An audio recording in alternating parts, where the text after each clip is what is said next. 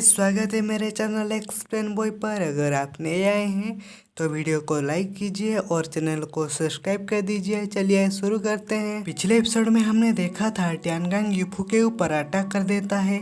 वही टाइम पर लोलिन आ जाती है और कहती है तुम दोनों रुक जाओ।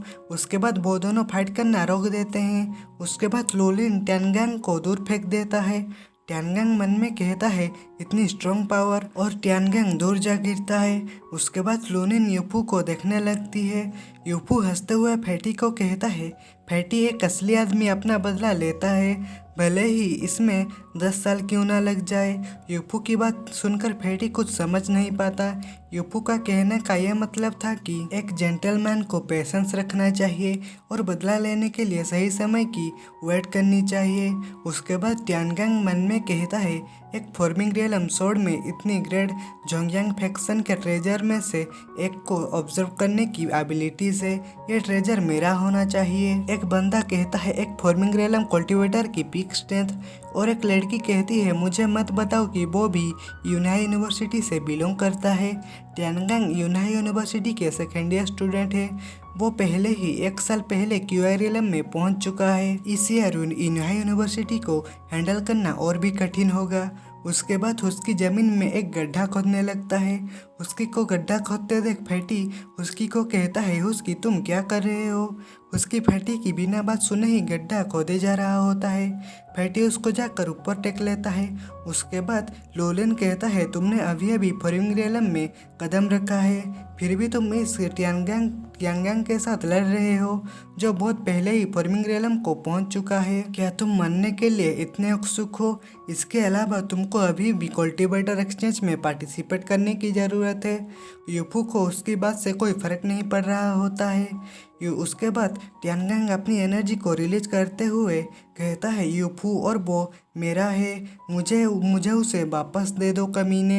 यूफू कहता है मैंने कुछ नहीं किया, यह सिर्फ अपने ओरिजिनल मालिक के पास लौट आया है। टियानगांग कहता है वो सोड का टुकड़ा हमारे झांगियोंग फैक्शन में 3 साल से है, बकवास मत करो, यह सिर्फ बहाने हैं, मुझे वो लौटा दो। ये कहते हुए वो दौड़कर आ ही रहा होता है कि उसकी पैर हुस्की की खोदे हुए गड्ढे में जा गिरता है और वो जमीन में मुँह के बल गिर जाता है। यह देखकर वहाँ सब लोग हंसने लगते हैं। टियानगांग गुस्से से कहता है तुम सब लोग बंद करो, और वो ये कहते हुए अपनी स्वॉर्ड को यूफू के ऊपर अटैक कर देता है। यूफू अपनी स्वॉर्ड को बाहर निकालते हुए वो उसकी स्वॉर्ड को रोक लेता है। यह देखकर फैटी कहता है ब्रदर फू क्या तुम ठीक हो? उसके बाद टियानगांग फैटी को कहता है अगर तुम जीना चाहते हो तो अपने कुत्ते को पकड़ो और यहाँ से बाहर निकलो। यूफू कहता है नहीं, तुम हो जो यहाँ से जाना चाहिए। टियानगांग वो स्टार स्वॉर्ड को देखते हुए मन में कहता है यह निश्चित रूप से वास्तव में एक पावरफुल आइटम है। अगर मैं इस स्वॉर्ड के सभी टुकड़े को इकट्ठा कर लूँ तो ये और भी पावरफुल हो जाएगा।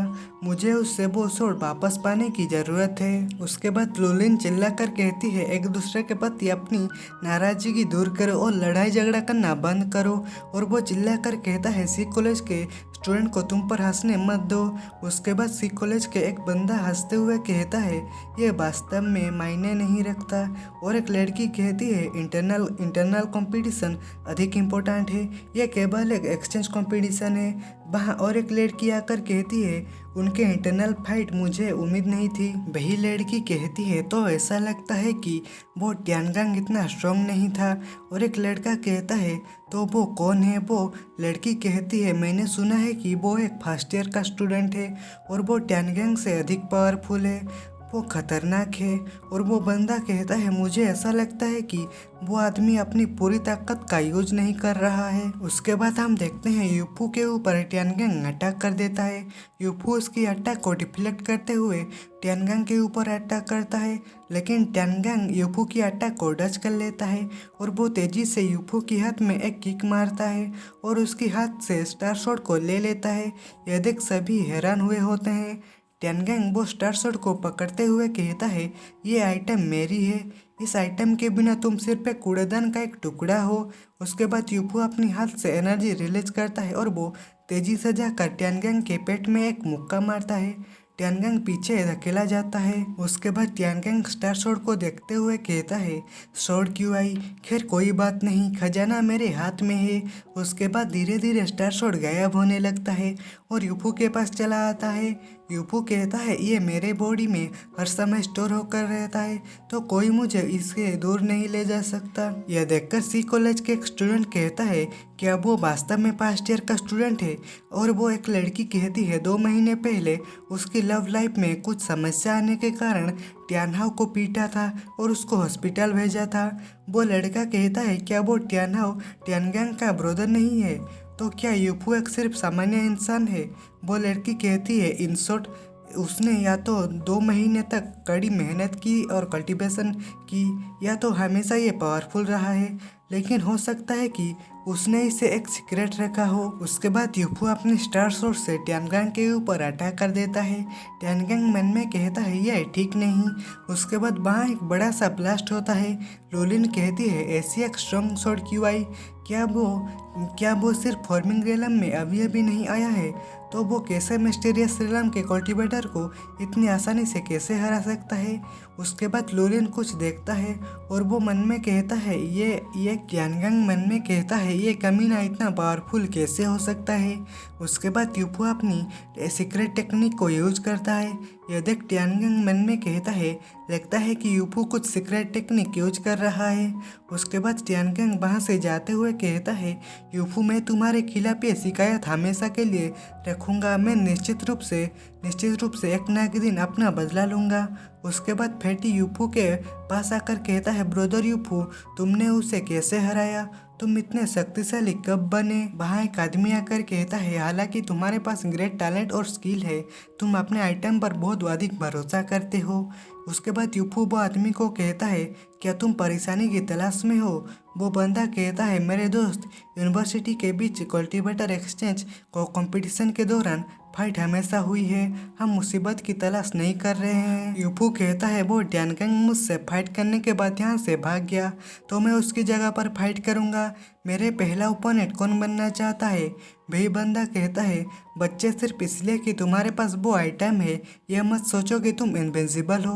वही लड़की कहती है, तुम अभी हाल ही में फॉर्मिंग रियलम में पहुंचे हो, यहाँ तक कि अगर तुम इस आइटम का यूज करते हो तो भी तुम हमारे बॉस को हराने में कैपेबल नहीं होगे। वो लड़की की बात सुनकर यूफू कहता है, तो ठीक है, तुम सभी एक बारी में ही मेरे पास आ सकते हो।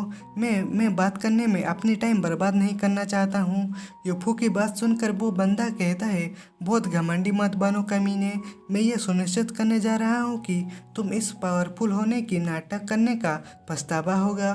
और वो बंदा अपनी एक्स को बाहर निकालता है और कहता है, मैं अब भी तुम्हें एक मौका दूंगा, माफ़ी मांग लो। ये मत सोचो कि तुम सिर्फ इसलिए जीत सकते हो क्योंकि तुम्हारे पास वो आइटम है। यूफू कहता है, तो फिर मुझसे फाइट करो। उसके बाद पीछे से लोलिन उसकी कंधे पर हाथ रखते हुए डरावनी शक्ल बनाते हुए कहती है, ओरिजिनली अगर वो टियानगेंग मौजूद होता तो हमारे जीतने का संभावना 60% होती, लेकिन अब अगर तुम हार गए तो मैं तुम्हें खाने जा रहा हूँ। उसके बाद वहाँ क्विंग आ जाती है। शर्माते हुए वो दोनों को दूर करते हुए कहती है, क्या यह सिर्फ एक कंपटीशन नहीं है? हमारे एनिमी के सामने ऐसा मत करो, ये अजीब लगता है।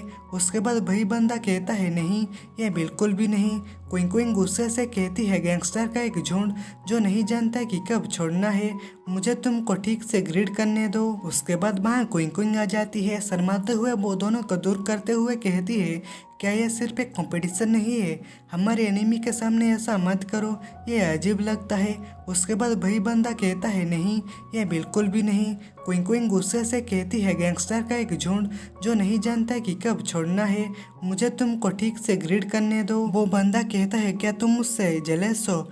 उस बच्चे के पास निश्चित रूप से बहुत कुछ अफेयर चल रहे होंगे।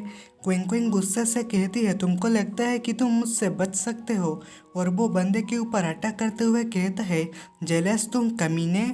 और वो बंदा कहता है, क्या तुम तो क्या तुमको सच में लगता है कि तुम मुझे हरा सकते हो? ये कहते हुए वो अपनी बॉडी को टाइट कर लेता है और अपनी बॉडी के चारों ओर एक डिफेंस लेयर को एक्टिव कर लेता है।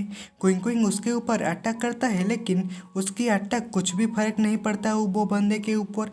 ये देख क्विंग क्विंग मन में कहती है, इतना स्ट्रॉन्ग डिफेंस लेयर। उसके बाद वो बंदा क्विंग क्विंग के ऊपर अटैक करते हुए कहता है, अभी के लिए तुम्हारा काम हो गया।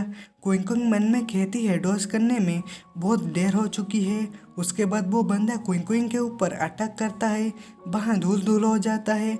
वो बंदा मन में कहता है, वो कहाँ गया? उसके बाद हम देखते हैं क्विंग क्विंग को यूफू ने उसके अटैक से बचा लिया होता है। क्विंग क्विंग अपनी आंखें बंद करी होती है। यूफू अपने स्टार शॉट को बाहर निकालता है और कहता है, मैं तुम्हारा विरोधी हूँ, वो नहीं।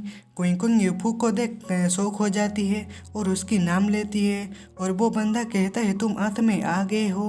क्विंग क्विंग यूफू को कहती है, ध्यान से। वो बंदा कहता है, मेरे फैमिली की गॉडली डिफेंस टेक्निक कोई ऐसी चीज़ नहीं है जिससे तुम्हारे खिलौना चाकू से काटा जा सकता है। यूफू कहता है, तो क्या ऐसा है? वो बंदा यूफू के ऊपर अटैक करते हुए कहता है, आइटम तुमसे बाहर निकालने के लिए मैं जा रहा हूँ। वो बंदे की साथी उसे कहते हैं, उसे हराओ। उसके बाद वो दोनों यूफू और वो बंदा अपनी अटैक करते हैं और वो दोनों ही एक साथ रुक जाते हैं। तो भाई लोग, आज के एपिसोड में बस इतना ही। वीडियो कैसा लगा कमेंट में बताओ। तो मिलते हैं अगले एपिसोड में। Bye bye.